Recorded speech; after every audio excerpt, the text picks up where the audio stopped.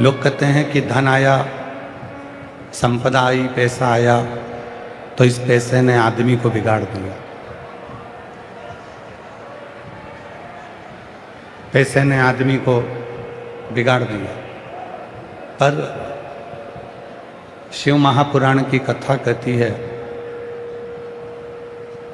कि पैसा आदमी को नहीं बिगाड़ता, बल्कि आदमी पैसे को बिगाड़ देता है।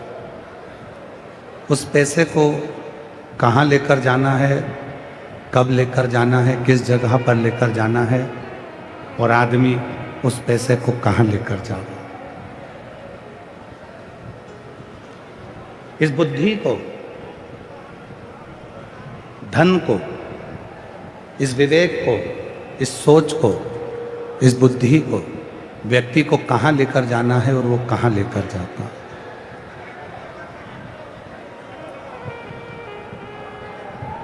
हम आपसे एक प्रश्न करें।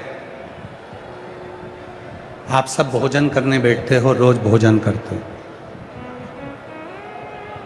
स्पीकरों की आवाज़ नहीं आ रही, चोंगों की आवाज़ आ रही, इसलिए लोगों को थोड़ा आवाज़ नहीं पहुंच रही।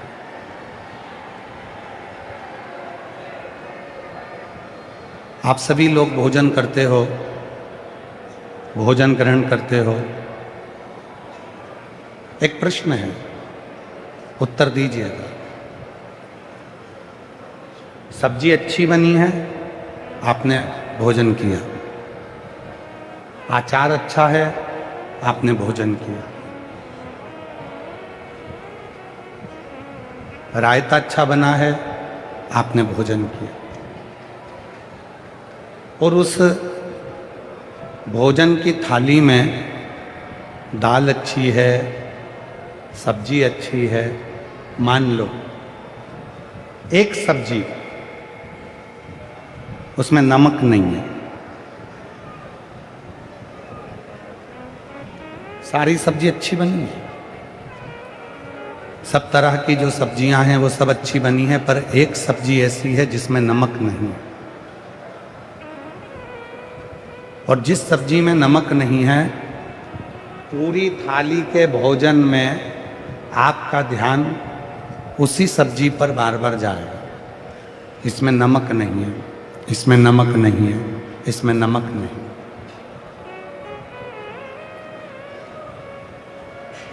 दूसरे से भी कहोगे कि इसमें नमक नहीं है।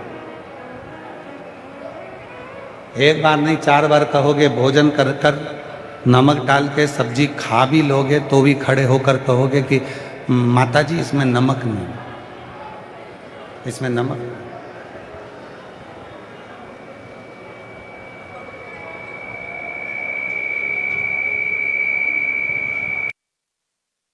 बार बार ध्यान जा रहा है कि इसमें नमक नहीं। उसी तरह हमारा संपूर्ण जीवन, हमारा संपूर्ण जीवन, हम प्रयास करते हैं। आवाज नहीं आ रही अंदर। हम प्रयास करते हैं कि हमारा संपूर्ण जीवन में हम कुछ अच्छा देखें।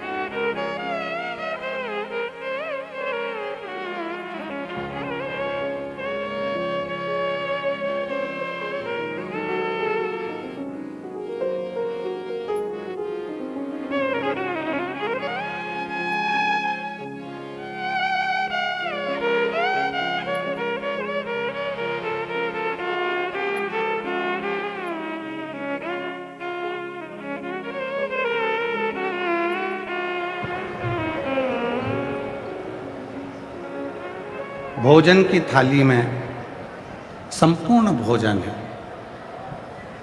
संपूर्ण भोजन, पर उस भोजन की थाली में एक सब्जी है और उस सब्जी में नमक नहीं है। जिसमें नमक नहीं है वो सब्जी हमारे स्मरण में बार बार आती है, बार बार। वो सब्जी हमारे ख्याल में बार बार आ रही है कि इसमें नमक नहीं है, इसमें नमक नहीं, इसमें नमक नहीं। उसी तरह शिव पुराण कहती है मानव का जीवन भी ऐसा ही है। किसी को भी देखता है तो उसकी अच्छाई ग्रहण नहीं कर पाता, उसमें से बुराई ढूंढने का प्रयास करता है कि इसने गलती क्या करी है, इसने बुरा क्या करा, क्या गलत कर दिया, क्या बुरा किया, वो ढूंढने का प्रयास करता है। पर शिव तत्व कहता है मेरे भोले बाबा, मेरे शंकर भगवान, मेरे ओघड़दानी, मेरे त्रिकालदर्शी, मेरे कैलाशी अविनाशी शिव सभी जीव में समता का भाव रखते हैं। कोई बड़ा नहीं, कोई छोटा।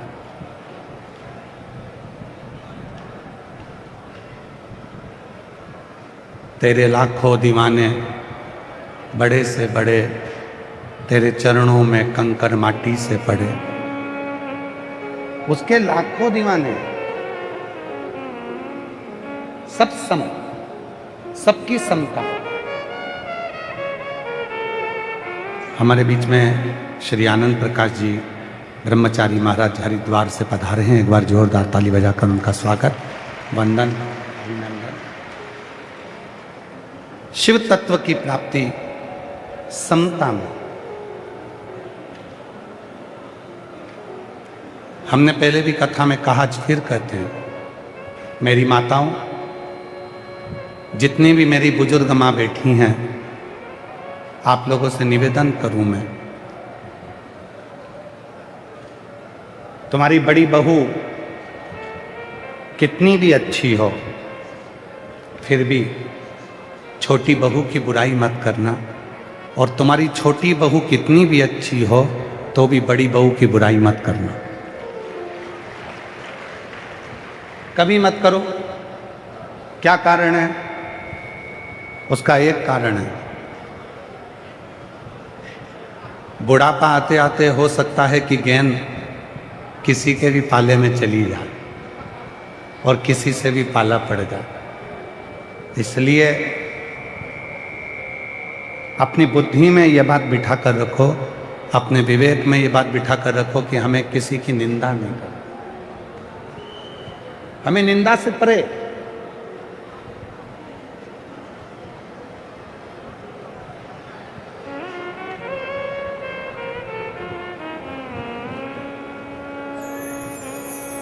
किसी भी निंदा में हमें नहीं डूबना, चाहे वो इंसान की निंदा हो, संत निंदा हो, महंत निंदा हो, ब्राह्मण निंदा हो, किसी स्त्री पुरुष की निंदा हो, किसी बेटी बेटे की निंदा हो, या फिर देवाधिदेव महादेव की निंदा हो।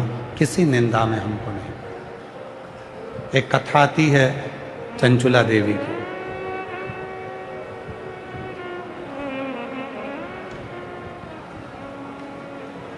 तुमरुका जी ने जब शिव महापुराण की कथा पूरी की पूरी सुना दी और शिव महापुराण की कथा जब पूर्ण विराम की ओर जाने लगी, कथा विराम की ओर गई, तब तुमरुका जी ने भगवान देवाधिदेव महादेव से एक प्रश्न किया, बाबा आज मैं वक्ता हूं, आप श्रोता हो, आप कथा के श्रोता हो, ईसर गोरा बनकर आप कथा को श्रवण कर रहे हो, जजमान बनकर आप कथा को सुन रहे हो।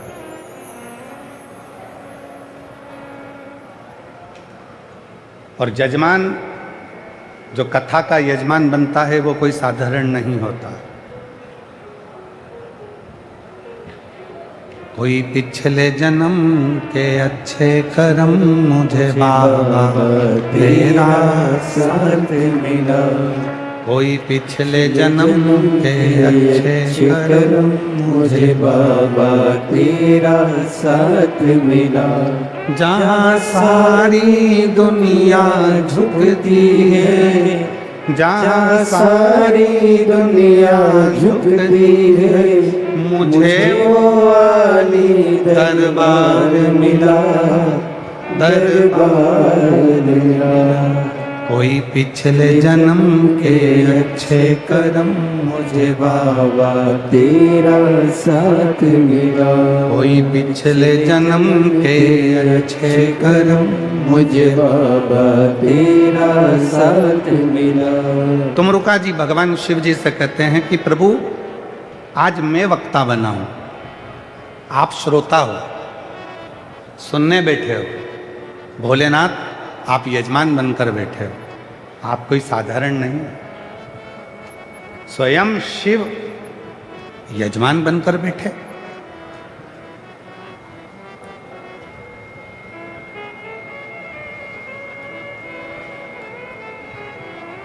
अच्छा एक बात बताइए, गंगा जी पृथ्वी पर ऐसे ही आ गई थी क्या? जम के बोलो जरा। नहीं है। कौन लेकर आया? जम के आवाज नहीं आई, जरा बोलो। भागीरथ।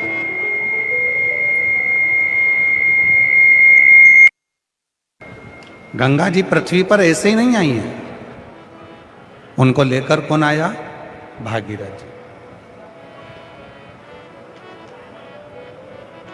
गंगा को लाने के लिए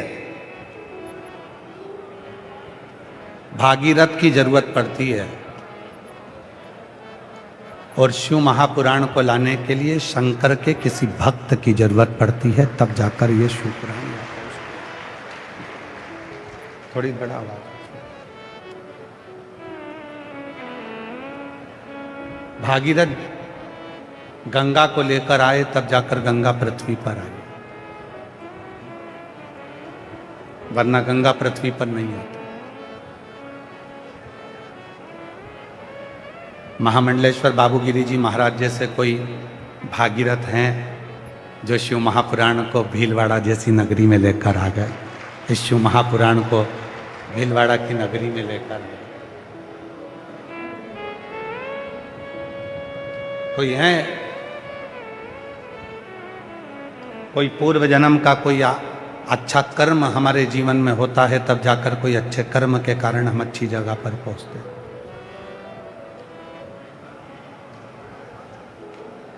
यहाँ जयपुर से आत्री जी और उनके साथी लोग आए हुए हैं। कहाँ बैठे हैं?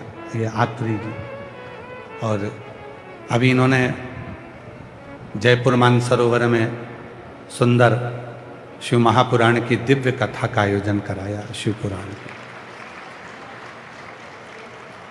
आत्री जी के शब्द थे, गुरुजी हमारी इस संस्था ने ढेरों कथा कराई, पर जो कथा शिव महापुराण की हुई उसको कराने वाला हम तो नहीं थे, शिव जी करा रहे थे और शिव जी ही सुन रहे थे। ये इनके शब्द थे। धन्यवाद। ये इनके शब्द थे। और भीलवाड़ा के क्षेत्र में भी जो कथा हो रही है, भीलवाड़ा नगर में जो कथा हो रही है, भीलवाड़ा कि शिव महापुराण सेवा समिति इस कथा को करा रही है। विधायक महोदय कोठारी जी, सांसद महोदय अग्रवाल जी, इस पूरे क्षेत्र के आनंदमय महामंडलेश्वर श्री बाबूगिरी जी महाराज, यजमान परिवार और ऐसे ना जाने कितने परिवार इस कथा को संजोने में लगे हुए हैं, इसको बढ़ाने में लगे हुए हैं। ये कथा कोई साधारण नहीं है।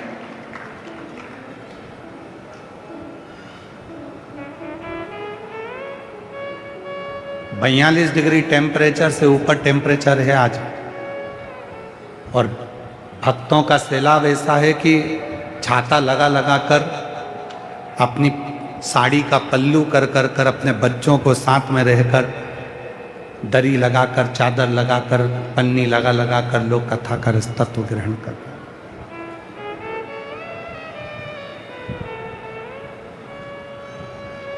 किसी को कहा जाए इतनी गर्मी में कि आप अपने घर से बाहर निकल जाओ तो कोई नहीं निकलेगा। केवल एक शिव के लिए, शंकर भगवान की परम कथा के लिए लोग अपना एसी का रूम और डनलप का गद्दा, कूलर, पंखा छोड़कर पसीने में नहा रहे हैं, धूप में बैठकर, छाता लगाकर कथा का रसतत्व ग्रहण कर रहे हैं। तुमको क्या लगता है कि तुम कथा सुनने के लिए आए हो? तुमको लगता है कि छाता लगाकर तुम कथा सुन रहे हो? तुमको लगता है कि कपड़ा सिर पे डालकर तुम कथा सुन रहे हो? नहीं नहीं नहीं। मोहल्ले में शादी होती है,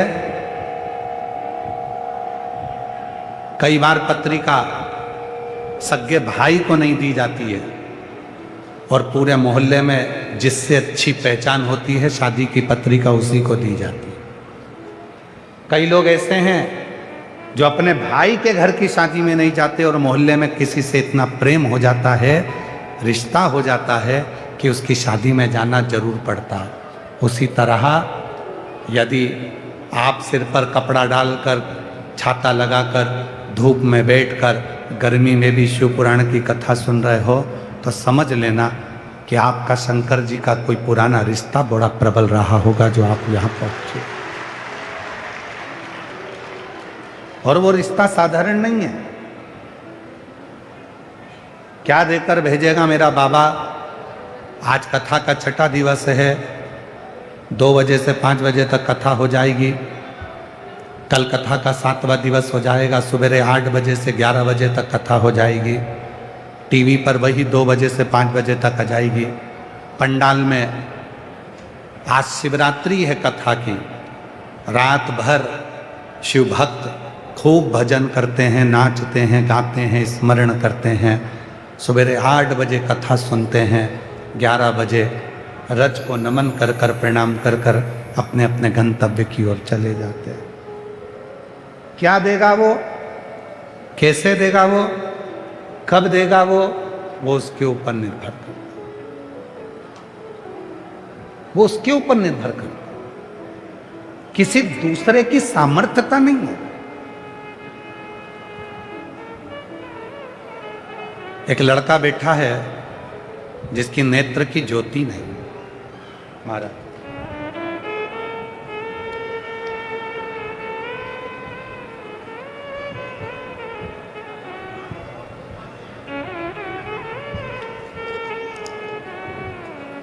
कहाँ बैठा है? एक लड़का है जिसकी नेत्र की ज्योति नहीं है। मेरा नाम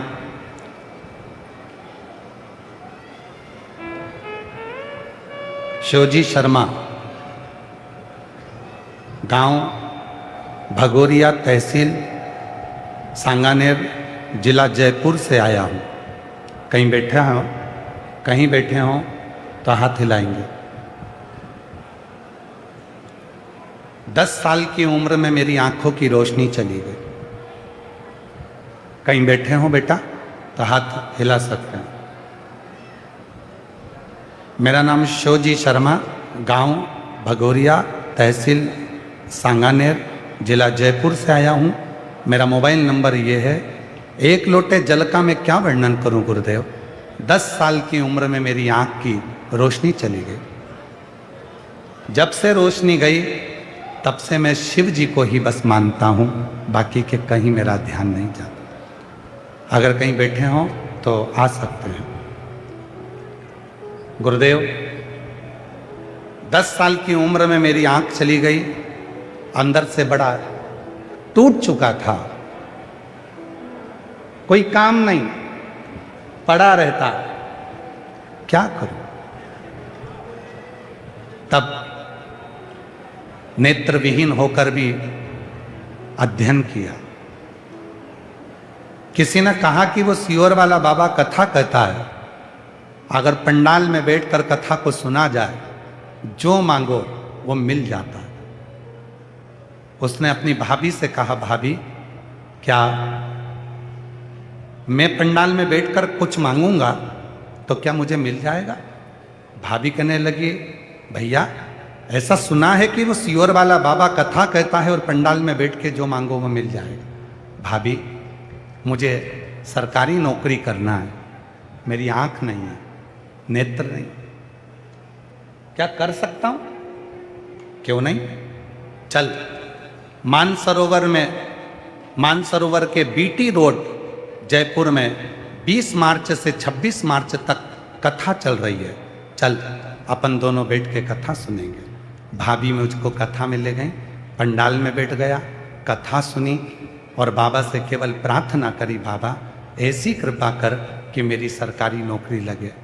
एक एग्ज़ाम मैंने पहले दिया था रेलवे का, बाबा की ऐसी कृपा हुई गुरुदेव कि बाबा ने मेरी रेलवे में नौकरी लगा दी। मैं बाबा को यहाँ धन्यवाद देने के लिए, गुरुदेव भोले बाबा को मैं यहाँ प्रणाम करने के लिए आया, भीलवाड़ा की भूमि को कथा सुनने के लिए आया हूँ। मेरी भाभी के साथ 3 बार सीहोर भी आया, कंकर शंकर की पूजा भी कर कर गया और उसी कंकर शंकर और रुद्राक्ष ने आज मुझे अपनी मंजिल तक पहुंचा दिया। कहीं बैठे हो तो आ सकते, बैठे आ गए, दिख गए हैं क्या? ठीक है। शिव तत्व किसको कहते हैं? एक विश्वास किसको कहते हैं? आप किस पर भरोसा कर रहे हो? आप किस पर विश्वास कर रहे हो? बहुत दूर दूर से आई हो मेरी जीजियों, मेरे जीजाओं, मेरी बेटियों बेटाओं, मेरे बुजुर्ग माता पिता, आप बहुत दूर दूर से आए हो। हम जानते हैं कि एक विश्वास लेकर आप शिव महापुराण की कथा में पहुंचे हो, और इतना विश्वास अपने अंदर रखना कि मेरा भोले बाबा तुमको खाली नहीं भेजेगा, जो मांगा है उसको देगा जरूर, ये निश्चय। जो जैसी भावना वो वैसा ही फल पाया, नहीं खाली उसे लौटाया, वो मन ही मन हर्षाया, और कर दिया माला माल काशी वाले ने, लुटा दिया भंडार काशी वाले ने, लुटा दिया भंडार काशी वाले ने, कर दिया माला माल काशी वाले ने। आप किस भावना से आए? इसके नेत्र नहीं है, 10 वर्ष की आयु में नेत्र चले गए, पर हिम्मत नहीं हारी, शिव पर भरोसा करा। चल मैं तुझको लेकर चलती हूँ। भाभी बोली कि मैं तुझे कथा के पंडाल में बिठाकर कथा सुना, क्या नहीं देता वो, क्या नहीं प्रदान करता। महाराज शिव जी की कथा कर रहे हैं, भगवान ओघड़दानी की कथा कर रहे हैं।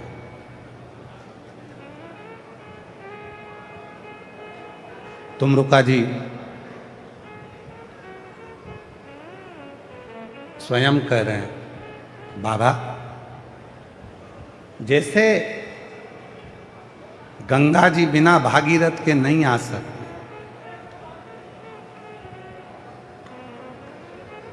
जैसे गंगा जी बिना भागीरथ के नहीं आ सकती,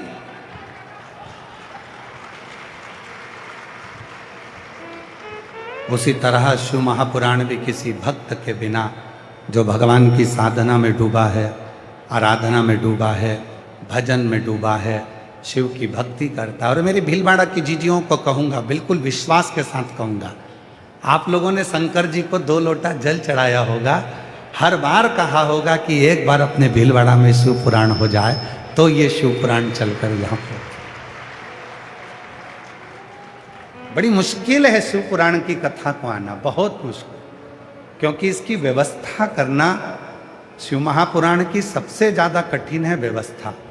रोज लाखों में भीड़ बढ़ती चली जाती है, रोज बढ़ती रोज भक्तों का सैलाब रोज की रोज बढ़ता, प्रति दिन बढ़ता। इसको संभालना, सारे शिव भक्तों को बिठाना, भोजन कराना बहुत कठिन। आ जाओ।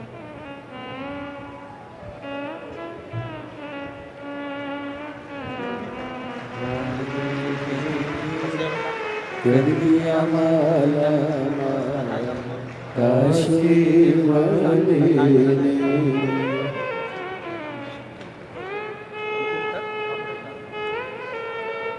रेलवे टेक्नीशियन के पद पर, कंप्यूटर ऑपरेटर के पद पर बेटे की नौकरी लगी। एक बार जोरदार ताली बजाइएगा।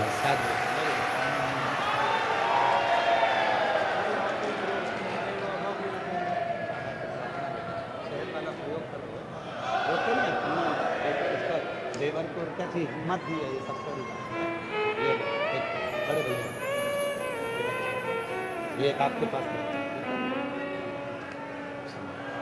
हाथ पकड़ो। जो जैसी भावना लाया वो वैसा ही फल पाया। नहीं खाली उसे लौटाया वो मन ही मन हर्षाया। और कर दिया माला काशी वाले लुटा दिया भंडार काशी वाले।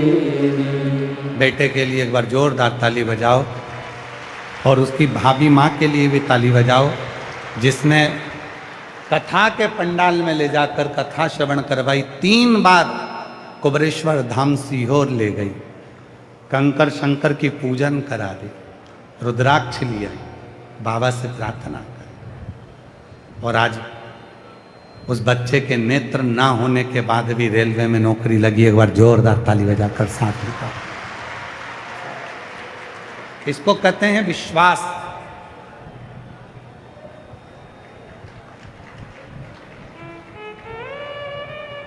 इसको कहते हैं भरोसा, इसको कहते हैं दृढ़ता।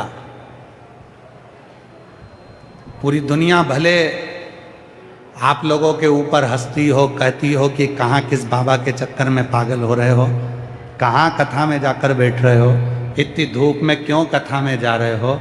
लोग तुम पर भले हंसें, पर शिव पुराण कहती है जिस पर दुनिया हंसी है उसी ने इतिहास रची है। महाराज उसी ने इतिहास।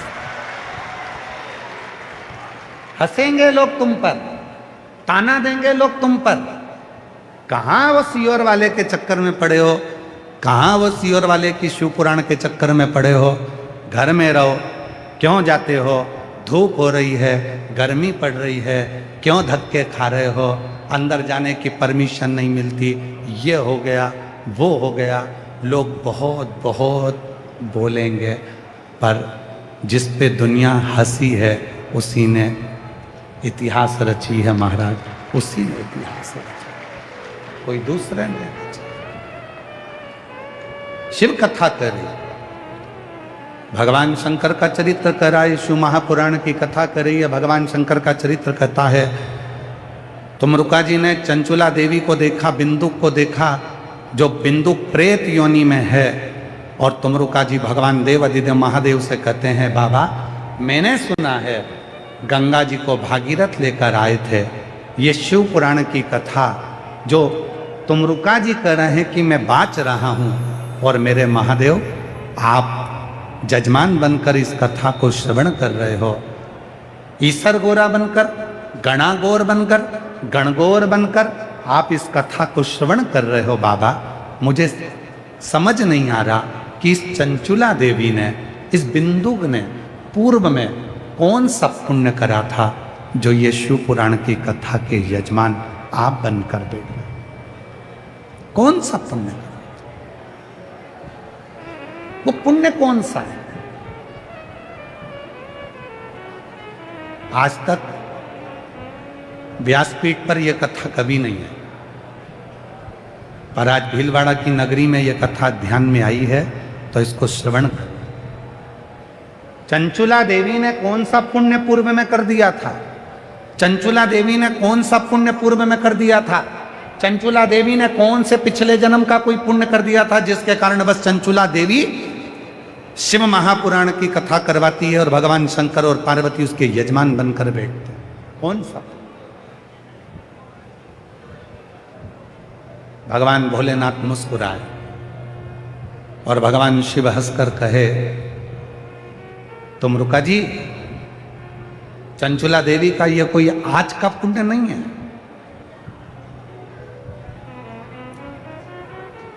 तुम रुका, तुरंत बोले, बाबा 2 संशय हैं मेरी जिंदगी में। मैंने शिव महापुराण की कथा बाची, चंचुला देवी ने श्रवण करी, बिंदु प्रेत योनि से मुक्त हुआ, आप जजमान बनकर बैठे। मेरे 2 संशय। एक संशय तो यह है कि चंचुला देवी के इससे कौन सा पुण्य था जो चंचुला देवी ने शिव महापुराण की कथा करवाई और अपने पति को प्रेत योनि से मुक्त करा। और दूसरा प्रश्न यह है कि बिंदुक ने ऐसा कौन सा पाप कर दिया था जो बिंदुक मरने के बाद प्रेत योनि में पड़ गया।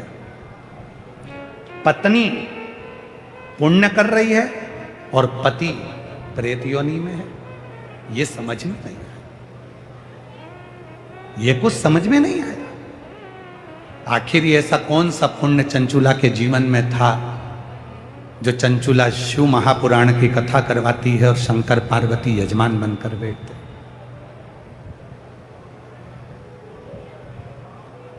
जब शिव महापुराण का कोई यजमान बनता है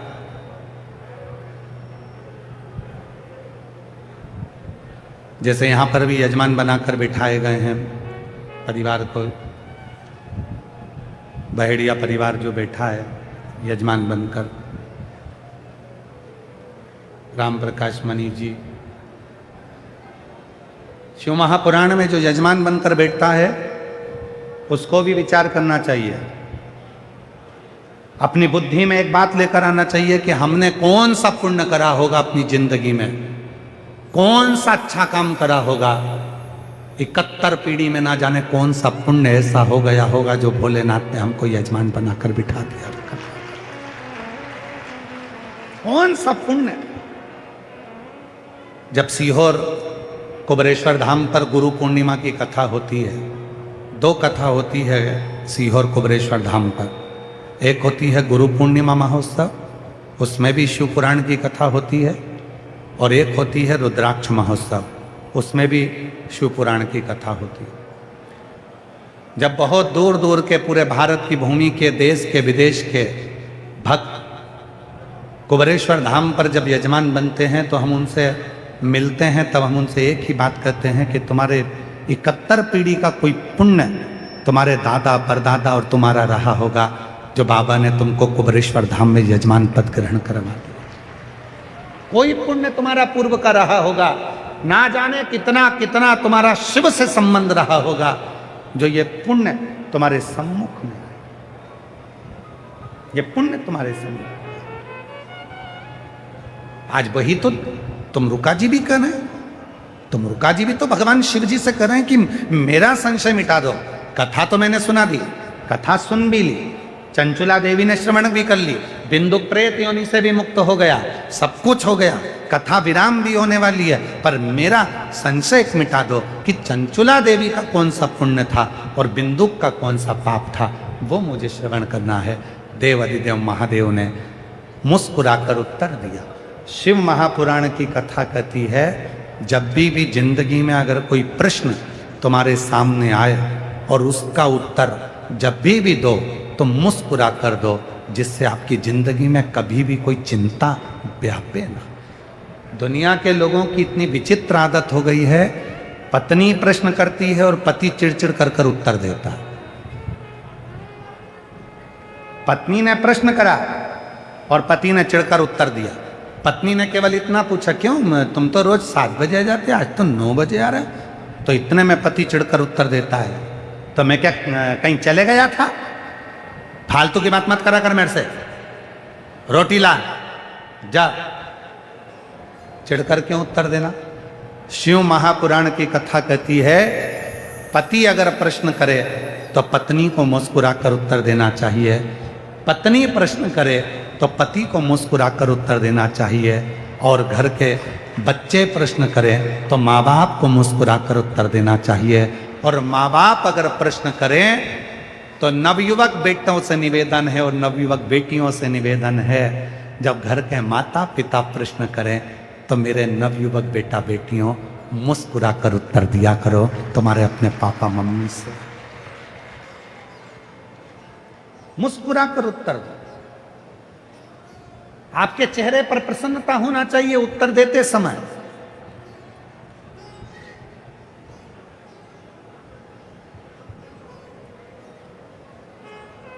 और एक बात हमने पहले भी कथा में कही थी, अभी आरणी की कथा में या भुसावल की कथा में हमने कहा था,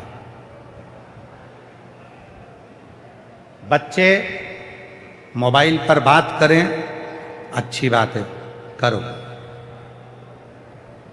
बच्चे मोबाइल का प्रयोग करें अच्छी बात है, करो। हम मना भी कर देंगे तो तुम कौन सा बंद कर दो।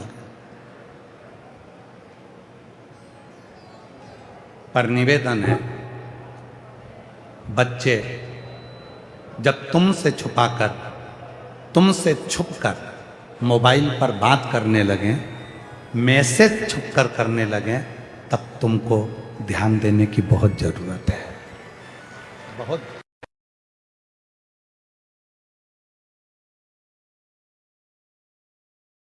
आज सबसे ज्यादा जवाबदारी बढ़ गई है घर के बुजुर्गों की नहीं, घर के बड़ों की नहीं, आज सबसे ज्यादा जवाबदारी बढ़ गई है घर की बेटियों की। घर की बेटियों की जवाबदारी ज्यादा बढ़ गई। क्यों? गरुड़ पुराण में लिखा है,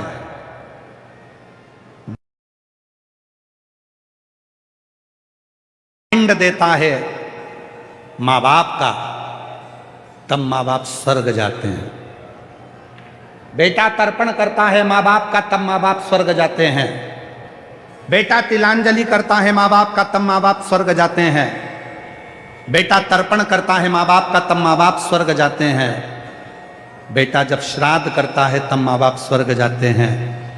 बेटा जब पिंड देता है तब मां बाप स्वर्ग जाते हैं। पर मां बाप मरेंगे तब बेटा पिंड करेगा, मां बाप मरेंगे तब बेटा तिलांजलि देगा, मां बाप मरेंगे तब बेटा श्राद्ध करेगा। पर उससे बड़ी जवाबदारी होती है घर की बेटी की, क्योंकि बेटी माँ बाप को मरने के बाद नहीं तारती। जब बेटी का कन्यादान माँ बाप करते हैं, उसी दिन माँ बाप स्वर्ग के रास्ते पर चले जाते हैं। सबसे बड़ी जवाबदारी है बेटी की। एक बेटी जिसको माँ अपनी कोख में रखती है, 9 महीना दुख झेलती है, तकलीफ झेलती है, उसको पाल पोस कर बड़ा करती है, और बड़ा करने के बाद अगर वो बेटी अपने माँ बाप को कन्यादान का मौका नहीं देती, तो वो माँ बाप जिंदगी भर जगह जगह प्रेत की योनि में भटकते रहते हैं और उनकी मुक्ति नहीं होती। मुक्ति नहीं, उनका मोक्ष नहीं है। कितनी बेटियां बैठी हैं यहाँ? खड़ी हो जाओ सब। जितनी बेटी बैठी हैं सब खड़ी हो जाओ, दमदारी से खड़ी हो। तुम मेवाड़ की बेटियां हो। जिस समय पर भारत में सेना की कमी होती है, तब मेवाड़ की बेटियां तलवार लेकर कूद पड़ती हैं। तुम वो बेटियां हो। सारे पंडाल की, पीछे के पंडाल, आसपास के पंडाल की जितनी बेटियां, सब खड़ी हो जाओ। बेटियां बेटियां जिनकी शादी नहीं हुई है, जिनकी शादी नहीं हुई, वो बेटियां खड़ी हो और आज संकल्प करो। हम शिव पुराण की कथा में ये संकल्प लेते हैं कि हम अपने माँ बाप को कन्यादान का मौका जरूर देंगे, चाहे कुछ भी हो। ये जरा सी बॉडी शॉडी के चक्कर में और 10 रुपए के डीजल पेट्रोल के चक्कर में या चाउमीन के चक्कर में, सुंदर सुंदर काया के चक्कर में पढ़कर, लव जिहाद के चक्कर में पढ़कर अपनी जिंदगी बर्बाद मत कर लेना बेटियां।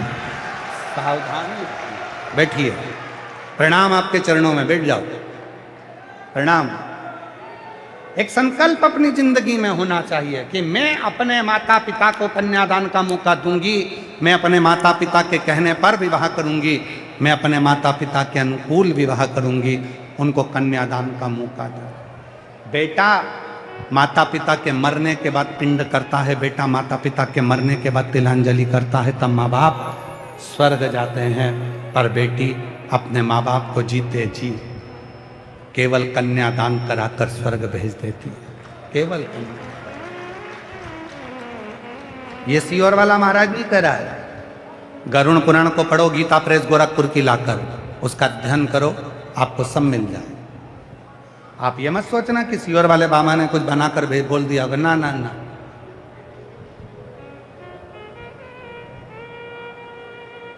आप अध्ययन करिए, गीता प्रेस गोरखपुर की गरुण पुराण लाइए, पढ़ो, अध्ययन करो और फिर स्मरण कर कर।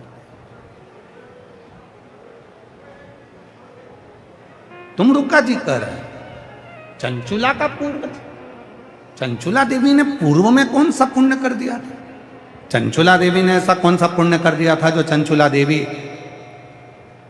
इस जन्म में शंकर भगवान और पार्वती जी को यजमान बनाकर शिव महापुराण की कथा करवा ले रही है? कौन सा वो पुण्य, कौन सा? और कोई पिछले जन्म के अच्छे कर्म, तेरा साथ मिला, कोई पिछले जन्म के अच्छे कर्म, मुझे बाबा तेरा साथ मिला। जहाँ सारी दुनिया झुकती है, जहाँ सारी दुनिया झुकती है, मुझे वो आली दरबार मिला, दरबार मिला। कोई पिछले जन्म के अच्छे कर्म, मुझे बाबा तेरा साथ कोई मिला। पूर्व का। तब भगवान शिव जी ने कहा, सुनो तुम रुका जी, मैं चंचुला के 9 जन्म पहले की कथा कहता हूं।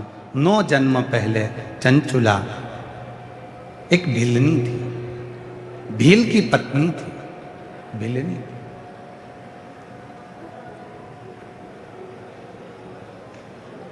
बड़ा सावधानी से सुनना, यह कथा व्यासपीठ पर पहली बार प्रथम में स्मरण में आती नहीं थी, भूल जाते थे, ध्यान नहीं रहता था, स्मरण भिलनी थी।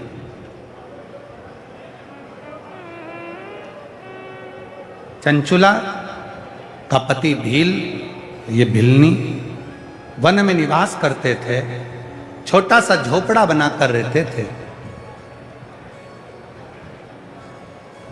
पति शिकार करता था,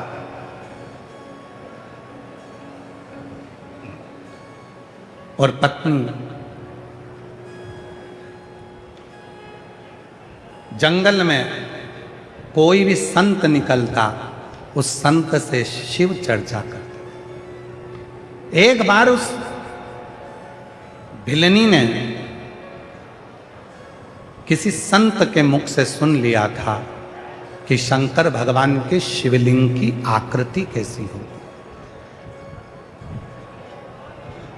भगवान शंकर का शिवलिंग कैसा होता है, शिव जी का स्वरूप कैसा होता है, शिवलिंग कैसा होता है, उसका स्वरूप कैसा है, पूजन कैसे करना चाहिए, क्या करना चाहिए, एक लोटा जल कैसे समर्पित करना चाहिए, ये उसने सीखा। उसने जाना।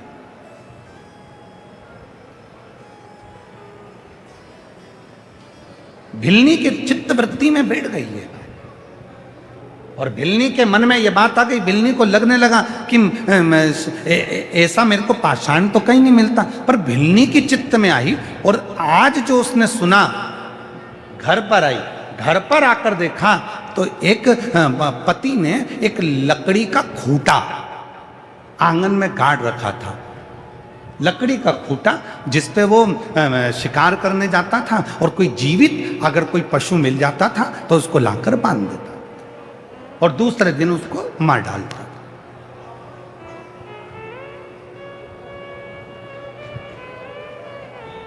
अब भिलनी की चित्तवृत्ति में तो शिवलिंग ही शिवलिंग था। भिलनी की चित्तवृत्ति में तो शंकर का शिवलिंग ही शिवलिंग ध्यान में आ रहा था। आप में से कई माताएं ऐसी बैठी हैं, कई जीजा ऐसे बैठे हैं, कई जीजियां ऐसी बैठी हैं, कई बेटियां ऐसी बैठी हैं, कई बेटा ऐसे बैठे हैं, कई बुजुर्ग माँ बाप ऐसे बैठे हैं जिनको अगर एक दिन भी कथा नहीं सुनती टीवी पर या मोबाइल पर तो बेचैनी होने लगती है। आज कथा नहीं सुन पाई, आज कथा में ऐसा लग रहा है खाली खाली खाली खाली, मन नहीं लग रहा, चित्त नहीं लग रहा। कई बार कई मेरी जीजियां बैठी हैं जिनका मन ही नहीं लगता अगर कथा नहीं सुने तो। जब तक वो शिव पुराण की कथा थोड़ी देर के नहीं सुन लेती मोबाइल पर, फोन पर या टीवी पर, कहीं पर भी किसी भी रूप में, तब तक उसका मन नहीं लगता। भले एक रील देख लूं पर शिव पुराण की एक छोटी सी रील देखूं पर देख लूं, उसका चित्त लग जाए, मन लग जाए, उसका हृदय लग जाए, मन लग जाए। अब भिलनी के ध्यान में शिव जी कह रहे हैं तुम रुका जी, उस भिलनी के ध्यान में वो शिवलिंग की आकृति उसकी चित्त में, उसकी मन में आ गई। भिलनी के मन।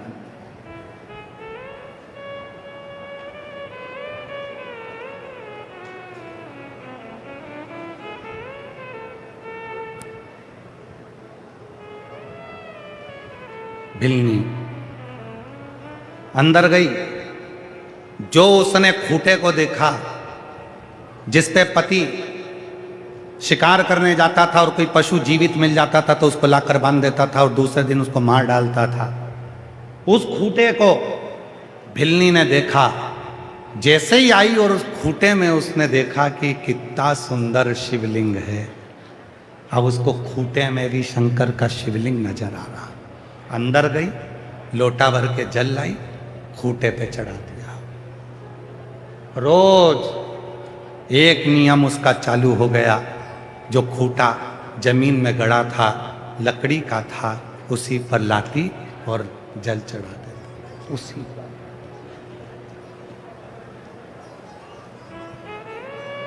अब ये कथा तो आप लोगों ने शिव पुराण में सुन रहे हो। ऐसी कैसी एक कथा महाभारत में। महाभारत के वन पर्व में एक कथा थी। महाभारत के वन पर्व में कथा आती है कि पांडव वन में जा रहे हैं, उनको वनवास हो गया पांडव को। पांडव वन में निवास कर रहे थे। अर्जुन युधिष्ठिर का नियम था प्रतिदिन शंकर के शिवलिंग पर जल चढ़ाना, और आज शंकर का शिवलिंग उनको मिला नहीं था तो अर्जुन ने भोजन किया नहीं था। भीम को मालूम पड़ा कि मेरे भाई अर्जुन ने भोजन नहीं किया। भीम को मालूम पड़ा कि मेरे भाई युधिष्ठिर ने भोजन नहीं किया क्योंकि उन्होंने शंकर के शिवलिंग पर जल नहीं चढ़ाया। एक लोटा जल चढ़ाने के लिए मेरे भाई भोजन नहीं करे हैं, भूखे हैं। तब भीम गया और भीम ने जाकर एक पेड़ को काट दिया। पेड़ को काट कर उसी पेड़ की जड़ को भीम ने लकड़ी से घुमा घुमा कर उसको लकड़ी से उसको घुमाकर छील कर गोल कर दिया और गोल कर कर अपने भाई के पास आ गए। भीम पत्तों को उसके ऊपर चढ़ाकर, उस पत्तों को उसके ऊपर रखकर और अपने भाई अर्जुन के पास, युधिष्ठिर के पास आए। महाभारत का वन पर्व कहता है जैसे ही भीम आए और भीम ने आकर कहा अर्जुन से, चलो चलो चलो, मुझे जंगल में शंकर का शिवलिंग मिल गया, तुम्हें जल चढ़ाना है, जल्दी चलो, जल भरो, जल्दी चलो। भीम के कहने पर अर्जुन ने, युधिष्ठिर ने लोटा भरकर जल लिया। जल लेकर जंगल में शंकर जी को चढ़ाने के लिए गए। जो भीम ने शंकर का स्वरूप बताया था, उसी स्वरूप पर अर्जुन ने और युधिष्ठिर ने जल चढ़ा दिया। जैसे ही जल चढ़ाया, अर्जुन युधिष्ठिर आए और उन्होंने भोजन कर लिया। जैसे ही भोजन करा, भीम तो खूब तेज हंसा।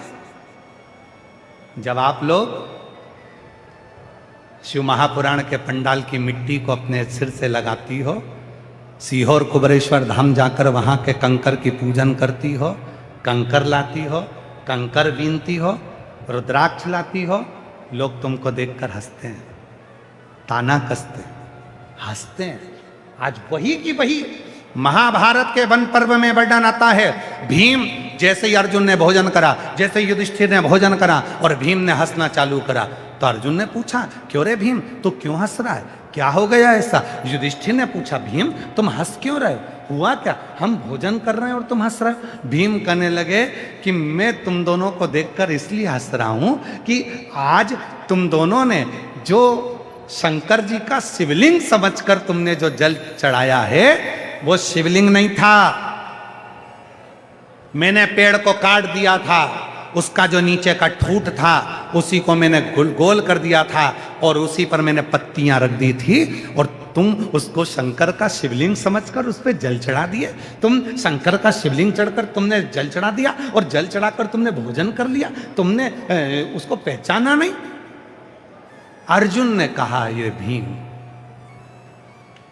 तूने भले लकड़ी को काटकर जड़ को शिवलिंग बनाया हो, पर हमारी दृष्टि में जब हमने जल चढ़ाया तो वो दिल से चढ़ाया, दिल से चढ़ाया तो वो कंकर भी शंकर हो गया। दिल से चढ़ाया तो वो लकड़ी की जड़ भी शिवलिंग। शिवलिंग भीम कहने लगा, मैं नहीं मानता कि वो शिवलिंग हो गया, अब भी उखाड़ कर फेंकता हूं। अब भी महाभारत का वन पर्व कहता है, महाभारत की कथा को यदि पढ़ोगे तो उसका वन पर्व पढ़िएगा, उस वन पर्व की कथा कहती है, भीम ने कहा मैं अब भी उखाड़ कर फेंकता हूं। अर्जुन ने कहा ठीक है, चलो। युधिष्ठिर चले, अर्जुन चले। भीम ने पत्तियां हटाई और पेड़ की जड़ को उठाने लगे। भीम जैसे ही उस पेड़ की जड़ को उखाड़ने लगे, वन पर्व की कथा कहती है महाभारत की, भीम जमीन में छाती तक धंस गए तो भी उस जड़ को उखाड़ नहीं पाए। जड़ को उखाड़ नहीं। अर्जुन ने कहा भीम उखाड़ो उखाड़ो उखाड़ो।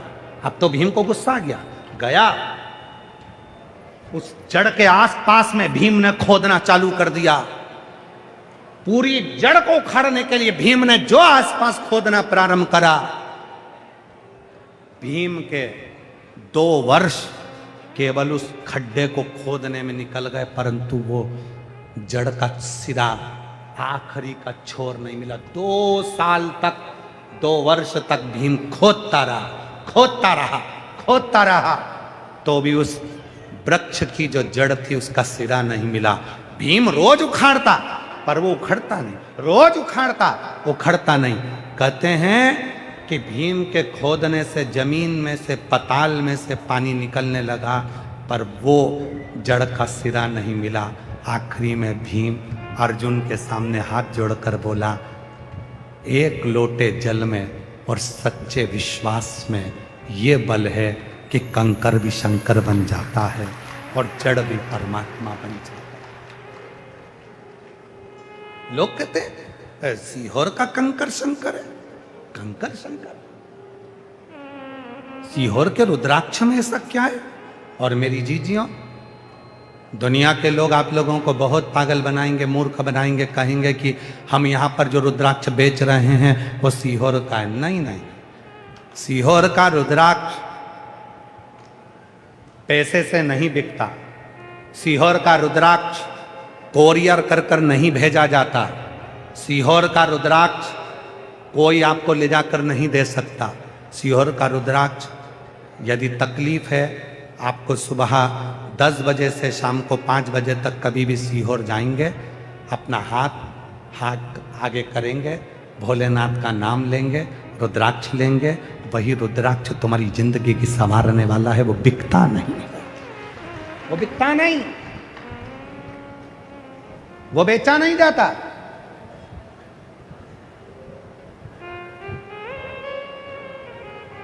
किसी अंदाजे में मत रहना कि आप लोग सोचो कि ये यहाँ पर जो कथा के बाहर इतनी सारी दुकान लगती है तो हो सकता है सीहोर वाले बाबा की लगती है। सीहोर वाला बाबा अकेला आता है और ये कुबेरेश्वर धाम आता है। ये कुबेरेश्वर बाबा की पोथी और बाबा, उसको ना तुम्हारी इन दुकानों से मतलब है ना व्यापारों से मतलब। श्री शिवाय नमस्तुभ्यम बोलो, भजन करो, कथा सुनो, जल पियो, प्रसाद पाओ, भूमि पर सहन करो, अपना दुख शिव को कहो और अपने घर को जाओ। यही बस शिव पुराण का एक नियम है। बाकी का कुछ क्या देगा वो जान। सीहोर वाला बाबा ना तो कभी भभूति देता है, ना बेल देता है, ना तुमसे मिलता है। सीहोर वाला बाबा ना कभी तुम्हारे हाथ में कोई चीज देता है, ना कोई उपाय।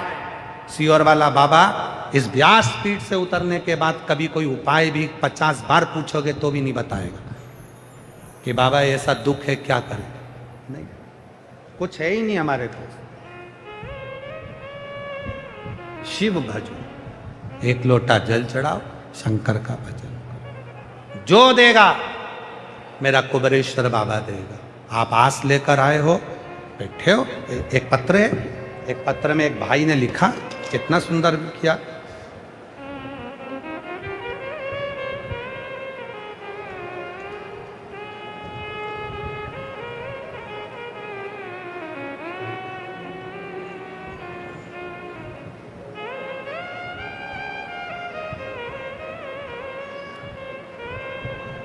मेरा नाम मंजू कहार है। मैं गांव टोरडी, तहसील मालपुरा, जिला टोक की रहने वाली हूँ। कहीं बैठी हो तो आ सकती हैं। मेरा नाम मंजू कहार है। मैं गांव टोरडी, तहसील मालपुरा, जिला टोक की रहने वाली हूँ। मेरा मोबाइल नंबर यह है। एक लोटे जल का मैं क्या वर्णन करूँ गुरुदेव। मैं कंपटीशन एग्जाम की तैयारी करती हूँ। सन 2021 से मैं टीचर का एग्जाम दे रही हूँ, पर 1-2 नंबर से दे जाती हूँ, होता नहीं। गुरुदेव, कई सालों से मेरा सिलेक्शन नहीं हुआ। अंत में मैंने हिम्मत हार दी। तब किसी ने कहा पशुपतिनाथ का व्रत कर। मैंने पशुपतिनाथ का व्रत करना प्रारंभ किया, शिवलिंग पर जल चढ़ाना प्रारंभ करा। तब घर के पास वाले मंदिर में ही रोज जल चढ़ाने लगी। मई 2025 में विद्याधर नगर जयपुर में कथा हुई और सुना था कथा के पंडाल में बैठकर जो मांगा जाता है वो मिलता जरूर है। मैं भी उस पंडाल में पहुंच गई। 2025 में विद्याधर नगर के जयपुर वाली कथा में अपनी दीदी के साथ पहली बार पंडाल में पहुंची और 2 दिन की कथा सुनी। मैंने बाबा से प्रार्थना की कि बाबा 7-8 साल हो गए, पढ़ते पढ़ते सबसे निराश होकर यहाँ आई हूँ। आप मुझे हारने मत देना बाबा। बाबा, इसी साल सन 2025 में ही मुझे सरकारी नौकरी चाहिए बाबा। कुछ भी करो पर मेरी नौकरी लगा दो बाबा। मैं तेरे भरोसे आई हूँ। पंडाल में बैठकर बाबा की मिट्टी को अपने सिर से लगाकर प्रार्थना करी। गुरुदेव, बस बाबा की ऐसी कृपा हुई। 1 मई 2025 को मैंने कथा सुनी विद्याधर नगर जयपुर स्टेडियम में और बाबा की कृपा से 31 दिसंबर 2025 को मैं पटवारी बन गई। बाबा की कृपा से बाबा ने मुझे सरकारी नौकरी दी। मैं पटवारी बन गई। शिव की कृपा से मुझे सरकारी नौकरी मिल गई। मैं पटवारी के पद पर सिलेक्ट हो गई। आज मेरे बाबा को मैं धन्यवाद देने के लिए आई हूँ गुरुदेव। मेरे बाबा ने मेरी लाज रख ली और शिव ने मेरे ऊपर कृपा कर दी। हमारे बीच में परम पूज्य संत शिरोमणि उज्जैन के चार धाम मंदिर से महाराज श्री 1008 श्री शांति स्वरूपानंद जी महाराज जी पधारे। एक बार जोरदार ताली बजाकर उनका स्वागत वंदन अभिनंदन। बड़े रसिक संत, वाणी में जिनके सदा सरस्वती माँ विराजमान है, ऐसे परम रसिक चार धाम मंदिर उज्जैन से स्वामी जी पधारे। एक बार जोरदार ताली बजाकर उनका स्वागत।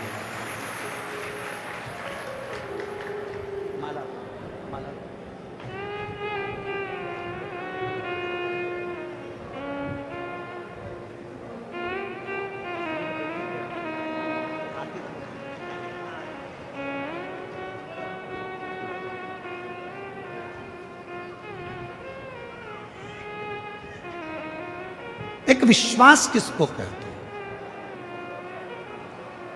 एक भरोसा किसको कहते हैं, एक दृढ़ता किसको कहते हैं, वो शिव, वो शंकर की कथा।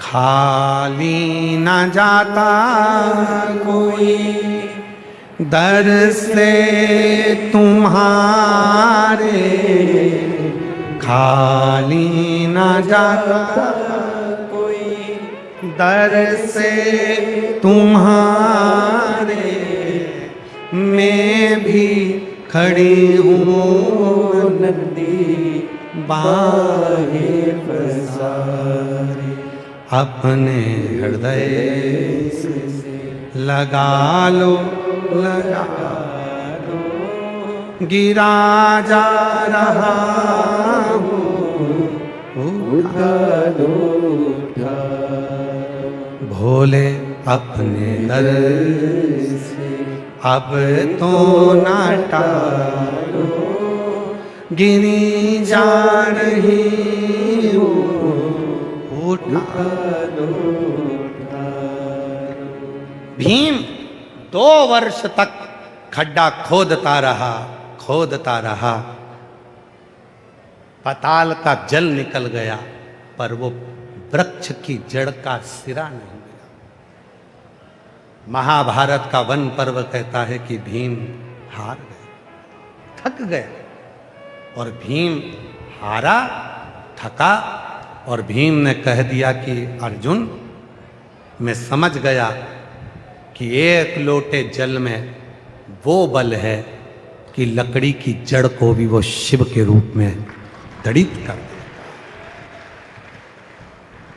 लोग पूछते हैं एक लोटा जल सारी समस्या का हल कैसे हो सकता है? कई पत्रकार भी प्रश्न करते हैं एक लोटा जल सारी समस्या का हल ये कैसे हो सकता है? हमने कहा एक लोटा जल माता पार्वती ने चढ़ाया था, शिव जी मिल गए। एक लोटा जल भगवान राम ने चढ़ाया था, लंका का राज्य मिल गया। एक लोटा जल भगवान नारायण ने चढ़ाया था तो माता लक्ष्मी मिल गई थी। एक लोटा जल स्वयं इंद्र ने चढ़ाया था तो पूरी सत्ता प्राप्त हो गई थी। एक लोटा जल भगवान कृष्ण ने चढ़ाया था तो 1,77,186 बच्चे हो गए थे।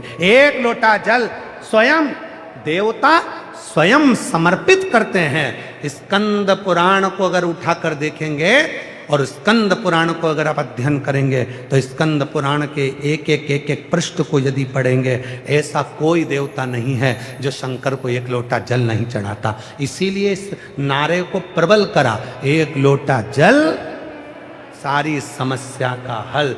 दुनिया में जितनी समस्या है उसका हल केवल एक लोटा जल है, केवल एक लोटा जल। अब उसमें आपको कहीं भटकना नहीं है, उसको कहीं इधर उधर आडंबर में जाना नहीं, कहीं यहां वहां नहीं जाना। हम आप सोचो कि सियोर वाले बाबा के पास में कुछ होगा, सियोर वाले महाराज के पास होगा, कुछ भी नहीं है। एक लोटा जल के सिवा जल चढ़ो, किसी आडंबर में नहीं, किसी ढोंग ढकोसले में नहीं, कहीं आडंबर में नहीं फंसना। केवल शिव के मंदिर जाओ, एक लोटा जल चढ़ो, एक कहीं भटक, कहीं नहीं गया।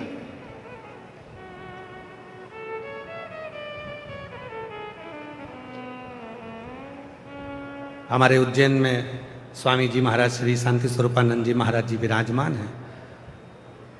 सालों पहले, कई वर्ष बीत गए महाराज जी, आपकी विचार, आपकी सोच को मैं नमन करता हूं स्वामी जी को, कि आपने उस समय पर, कई साल निकल गए, बरसों, उस समय पर विचार कर लिया था कि कई साधारण से गरीब लोग होंगे जो ना द्वारका जा पाएंगे, ना जगन्नाथ जा पाएंगे, ना रामेश्वर जा पाएंगे, ना बद्रीनाथ जा पाएंगे। तो स्वामी जी ने उज्जैन में ही चारों धाम बसा दिए और हर व्यक्ति उसका दर्शन कर लिया। ये आपकी उज्जवल विचार, मैं पूज्य स्वामी जी के लिए कहूंगा, उज्जवल विचार, उज्जवल सोच, उस समय की सोच को लेकर कि आने वाली पीढ़ियां कहां सत्तुर भटकेगी। एक ही जगह, एक ही जगह, उज्जैन में ही चारों धाम, चार धाम मंदिर के नाम से निर्मित कर, वही विराज सुख। अगर विश्वास, महाभारत का वन पर्व कहता है कि भीम ने 2 साल तक खड्डा करा तो भी जिस पेड़ को भीम ने काटा था, जिसकी जड़ को भीम ने शिवलिंग बना दिया था, उसी जड़ को भीम हंसते हैं कि तुमने जल चढ़ा दिया और पानी में चढ़ाकर और भोजन कर लिया। वो तो शिव है ही नहीं, मैंने जड़ रखी थी, मैंने जड़ रखा था। वो जड़ भी शिव बन जाती है। जब प्रेम अनंत हो गया तो रोम रोम संत हो गया। जब आपका विश्वास दृढ़ हो जाए, समझ लेना कि शिव मिल गया। शिव कब मिलता है? आपके विश्वास। शिव बिना विश्वास के मिल ही नहीं सकता। एक पत्र है, अच्छा है, देखिए।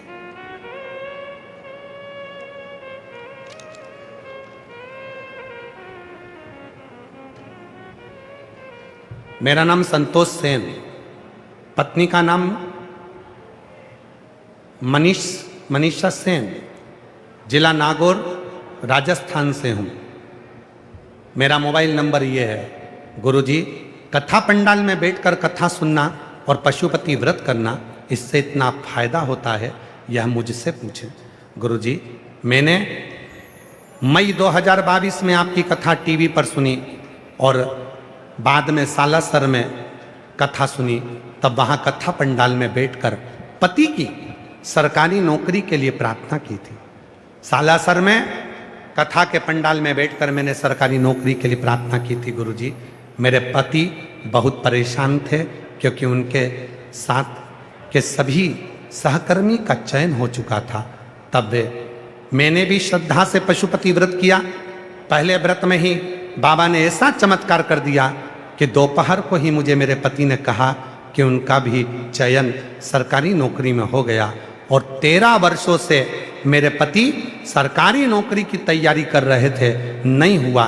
तब आखिरी में मेरे पति का केवल कथा पंडाल में बैठकर सुनने का फल ये हुआ कि मेरे पति का नागौर नगर परिषद में उच्च पद पर मेरे पति का सिलेक्शन हो गया। मैं बाबा को यहाँ प्रणाम करने के लिए आई हूँ। कहीं बैठी हो तो आ सकती हैं।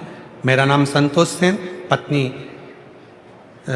मनीष सेन, जिला नागौर, राजस्थान से है। कहीं आप बैठे हो तो आ सकते। एक विश्वास किसको कहते हैं? एक भरोसा किसको? एक लोटे जल में वो बल होता है यदि विश्वास से, भरोसे से आपने समर्पित किया है, भरोसे से, विश्वास के साथ यदि आपने जल चढ़ाया है तो वो जल का फल तुम्हारी जिंदगी बदल कर ही रहता है, ये निश्चित मिले।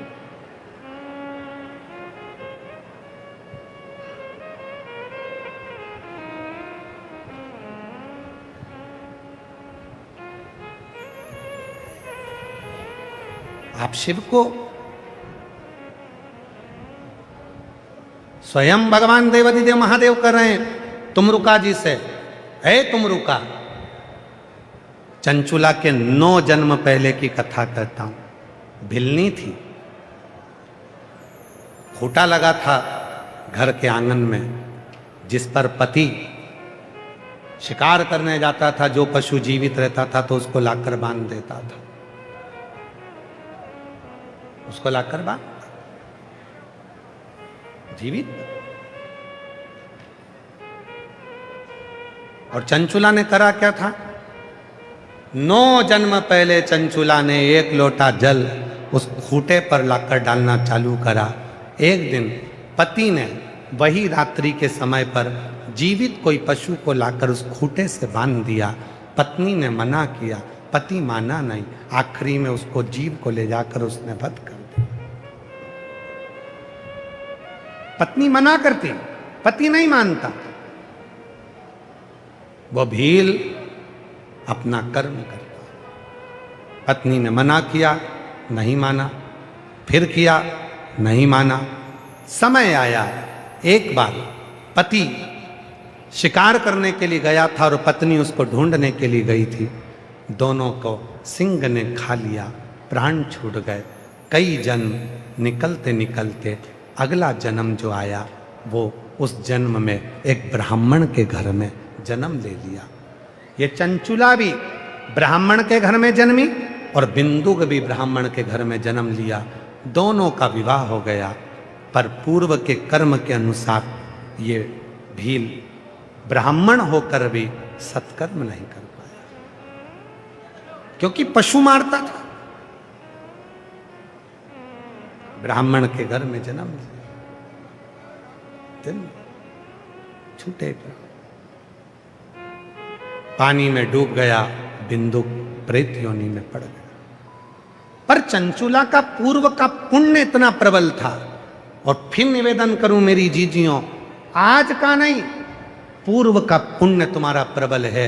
इसलिए मेरे भोले बाबा ने तुमको लाखों की संख्या में यहां लाकर बिठा दिया। ये तुम्हारे पूर्व का पुण्य,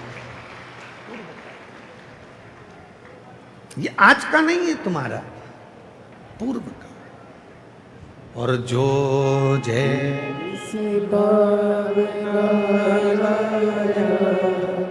वो वैसा ही फल पाया, नहीं खाली उसे लौटाया, वो मन ही मन हर्षाया। पति की नौकरी नगर परिषद में लगी। एक बार जोरदार ताली बजाकर साथ ही बात समझो।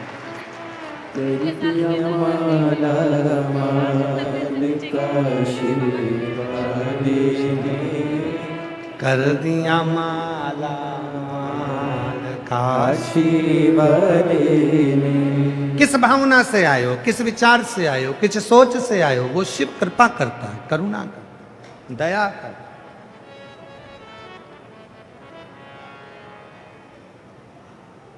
वो करुणा करता है, उसकी करुणा के बिना कुछ नहीं हो सकता। इसलिए महाराज गणदानी, त्रिकालदर्शी, कैलाशी, विनाशी शिव की कथा कर, वो भिलनी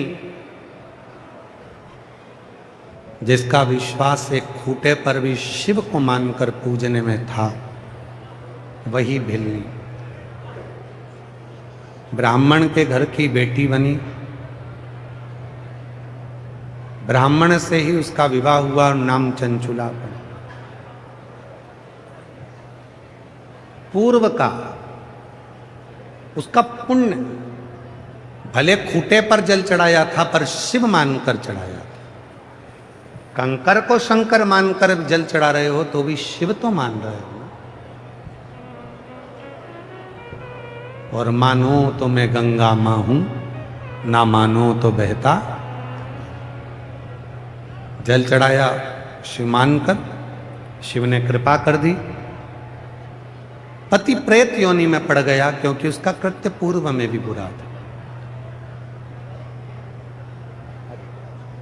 आ जाओ आ जाओ आ जाओ, रो नहीं, आ जाओ आ जाओ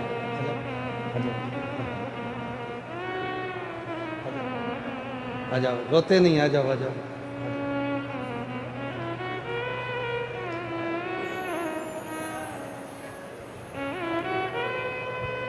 रोइए नहीं, आओ आओ, अच्छा आ जाओ आ जाओ आ जाओ।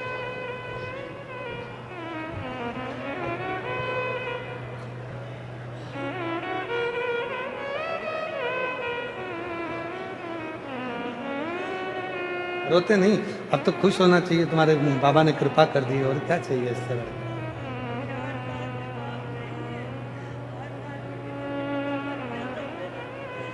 है ना, उसको बाबा को पिता मान के पूजो। जय बोलो।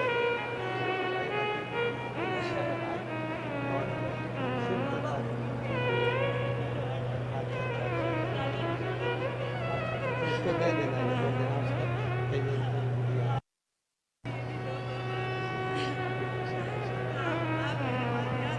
बस।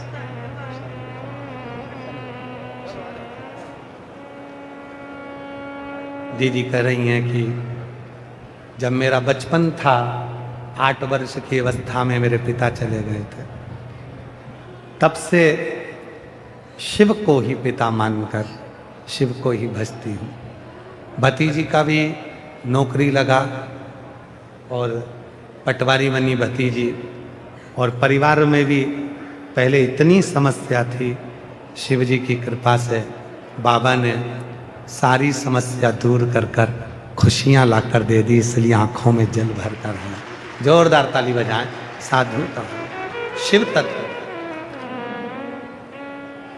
और फिर निवेदन है महाराज, ऐसे दयालु नाथ से रिश्ता बनाइए,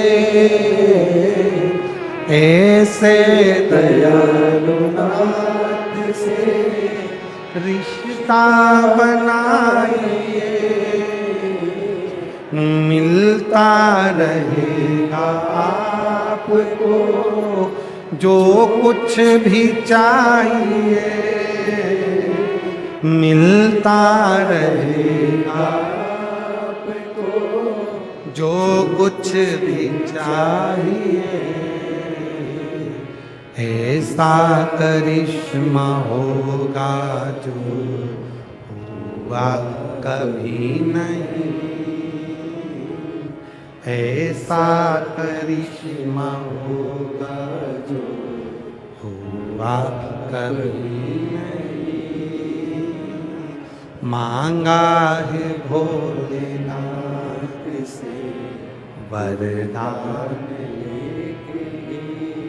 आज कथा का छठा दिवस है, सबको बोलना चाहिए, मांगा है भोलेनाथ से वरदान, तेरी कृपा बनी रहे जब तक है जिंदगी, तेरी दया बनी रहे जब तक है जिंदगी, उसकी कृपा चाहिए। कौन सा बीमे वाला है जो बुढ़ापे में बीमा करता हो? कोई करता है? जम के तो बोलो। सबको मालूम है निपटने की उम्र में क्या खाक बीमा करूं? बीमा मेकअप की उम्र में होता है, बीमा चेकअप की उम्र में नहीं होता। ये बीमे का नियम। मेकअप की उम्र में बीमा होगा, आप युवान हैं बीमा होगा, आप बच्चे हैं बीमा होगा, आप जवान हैं बीमा होगा। मेकअप की जब उम्र रहती है तभी बीमे वाले बीमा करते हैं। चेकअप की उम्र में बीमा नहीं होता, उसको भी मालूम है अब तो कुछ साल बाद निपटेगा। क्या उसका क्या मतलब?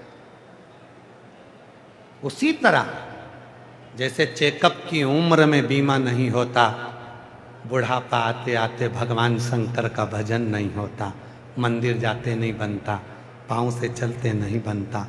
इसलिए जब तक तुम्हारा मेकअप की उम्र है तब तक शिव के मंदिर में भी एक लोटा जल चढ़ाने जाते रहो, शिव के दरवाजे पर जाते रहो। तो जो तुम्हारी चेकअप की उम्र आएगी ना, तब तुम मंदिर नहीं जाओगी, तब मेरा भोलेनाथ तुमसे मिलने तुम्हारे दरवाजे पर आए। शिव आए। शिव के द्वार 3 चीजें हैं। आपको कल कथा में या परसों कथा में कहा था, पितृदोष, वास्तु दोष, काल सर्प दोष शिव जी को एक लोटा जल चढ़ाने से समाप्त हो जाता। पितृदोष भी समाप्त होता है, काल सर्प दोष भी समाप्त होता है और वास्तु दोष भी समाप्त होता है। और जब भी मंदिर जाते हो आप लोग, जम के बोलो जरा, जाते हो? पीछे बंडल वाले 6 नंबर के, जाते हो मंदिर? तो थोड़ी देर जब नंदी के पास बैठते हो ना, मंदिर में जल चढ़ाने के बाद जब नंदी के पास बैठते हो तो कहा करो उसको, बाबा अब मैं जा रहा हूं मंदिर से। एक कर्ज, एक क्लेश और एक कलंक, क्या क्या चीज है? जम के बोलो। पहले नंबर पर है कर्ज, दूसरे नंबर पर है क्लेश और तीसरे नंबर पर है कलंक। जब नंदी के पास बैठकर वापिस आओ तब शिव जी के नंदी के पास बैठकर कहना कि मेरी जिंदगी में ना कभी कर्जा रहे, ना मेरे जीवन में कभी क्लेश रहे और ना कभी मेरे माथे पर कलंक रहे। इतनी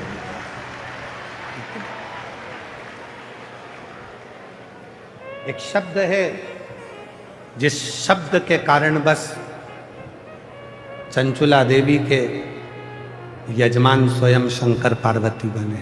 एक अक्षर, और उस अक्षर का उच्चारण आज तक पूरा देश करता है। जिस अक्षर के उच्चारण के कारण भगवान पार्वती मैया का दिल पसीज गया, जिस अक्षर के कारण, जिस शब्द के कारण भगवान शिव का दिल पसज गया और मां पार्वती 16 श्रृंगार करी और भगवान शंकर 16 संस्कार करे। एक अक्षर है जो आज भी दर्द में, तन्हाई में, दुख में, कष्ट में लोग उस अक्षर को पुकारते हैं और वो अक्षर जब मुख से निकलता है तब भगवान को दौड़ कर आना ही पड़ता है।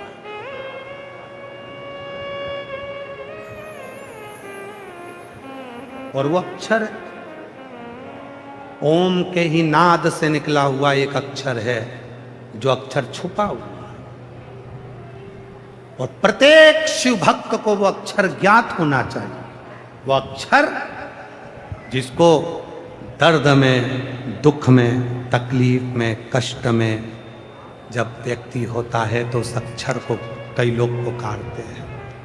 वो ओम से निकला हुआ अक्षर है हे। कौन सा अक्षर है? हे। बोलो अक्षर कौन सा है? हे। ये हे अक्षर एक ऐसा अक्षर है जिसको आप कभी भी हे राम, हे राम, हे कृष्ण, हे शिव, ये हे के साथ जब भगवान का नाम जुड़ जाता है तो भगवान को लगता है बहुत तकलीफ में है, तब भगवान को भी भाग कर आना पड़ता है।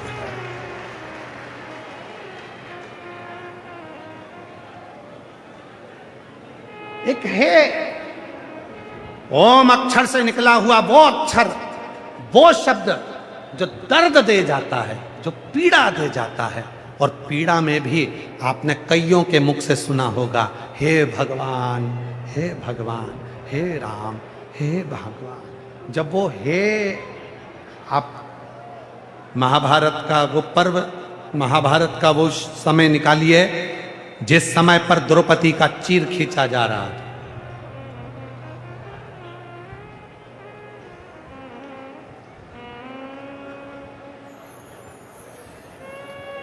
जिस समय पर द्रौपदी का चीर खींचा जा,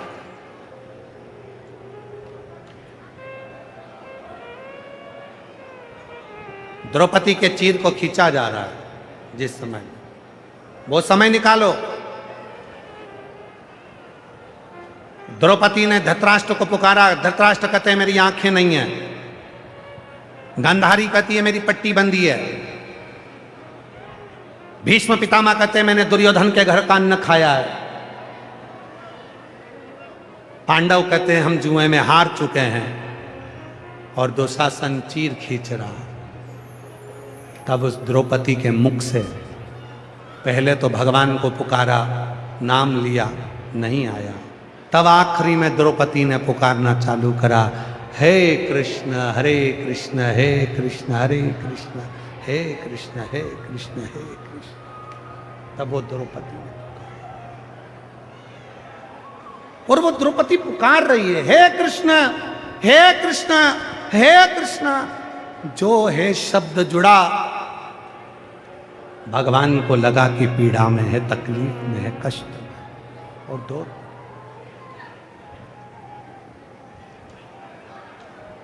दौड़ पड़े।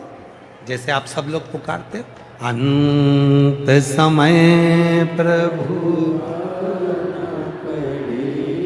बोलो बोलो बोलो, सब बोलो, अंत समय प्रभु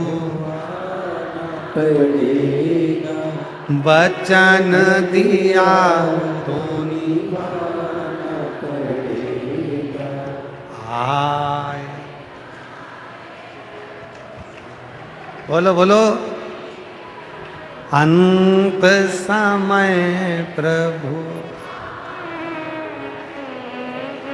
वचन दिया तूने।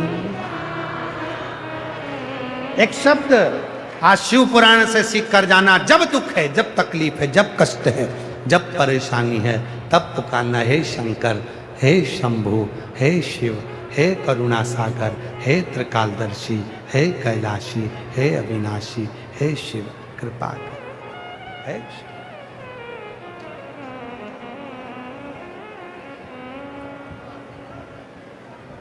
दूर करो दुख मेरा, दूर करो दुख मेरा, त्रिपुरारी रे, दूर करो दुख मेरा, ओ त्रिपुरारी रे, दूर करो दुख मेरा। देवाधिदेव महादेव शिव की कथा कहती है। तारकासुर का संहार होता है। भगवान श्री गणेश जी महाराज का मंगल विवाह रिद्धि सिद्धि के साथ हो, उससे पहले हमारे बीच में परम पूज्य संत शिरोमणि उज्जैन से, अवंतिकापुरी से, चारधाम से श्री स्वामी जी महाराज, श्री शांति स्वरूपानंद जी महाराज जी हमारे बीच में विराजमान है महामंडलेश्वर। एक बार जोरदार ताली बजाकर हम निवेदन करें, आपका 2 मिनट का उद्बोधन सभी शिव भक्तों को आशीर्वाद स्वरूप प्राप्त हो। आशीष, थोड़ा सोफा ऐसा करो, हल्का सा खड़े होके बोल। हाँ हाँ, थोड़ा सा महाराज जी आगे से बोलेंगे तो उधर वालों को भी दर्शन हो जाए। जोरदार ताली बजाकर स्वागत करिए स्वामी जी का। 2 मिनट बोलिए महाकालेश्वर भगवान के। नमः पार्वती पतये हर।